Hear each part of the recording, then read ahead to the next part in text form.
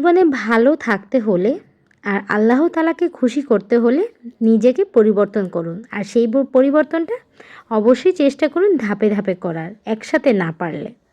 তো চলুন আজকে ভিডিওটা থাকছে এটাই নিয়ে। আসসালামু আলাইকুম, আমি তহিবা নারায়ণগঞ্জ থেকে। কীভাবে নিজেকে পরিবর্তন করবেন আজকে শেয়ার করব কিছু আমল, যেগুলো যদি মনোযোগ দিয়ে আপনারা চেষ্টা করেন তাহলে অবশ্যই নিজেকে পরিবর্তন করতে পারবেন। 1 নাম্বার, সর্বপ্রথম নিজের নিয়তটাকে ঠিক রাখবেন। যত কিছুই হোক আপনার নিয়তে আপনি অটল থাকবেন।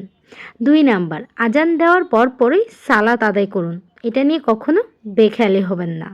3 নাম্বার, প্রত্যেক ওযুর পরে কালেমা শাহাদাত পাঠ করবেন আকাশের দিকে তাকিয়ে। 4 নাম্বার, ধীরে ধীরে নামাজ আদায় করবেন। নামাজের পর জিকির করবেন। 5 নাম্বার, প্রতিদিন কোরআন তেলাওয়াতের জন্য সময় বের করবেন। 6 নাম্বার, প্রতিটা কাজে বিসমিল্লাহ বলে শুরু করবেন। 7 নাম্বার, নাটক, মুভি, মিউজিক, গান থেকে দূরে আসুন আজই। 8 নাম্বার, কারোর সাথে দেখা হলে সালাম বিনিময় করুন।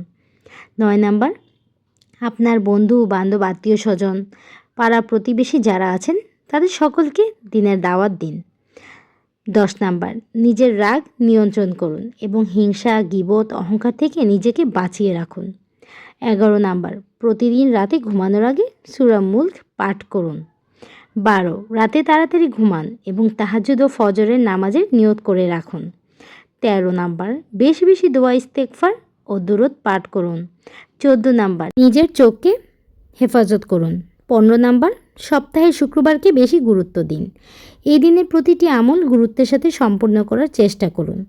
আল্লাহ তাআলা আমাদের সবাইকে বেশি বেশি আমল করার তৌফিক দান করুন, আমিন।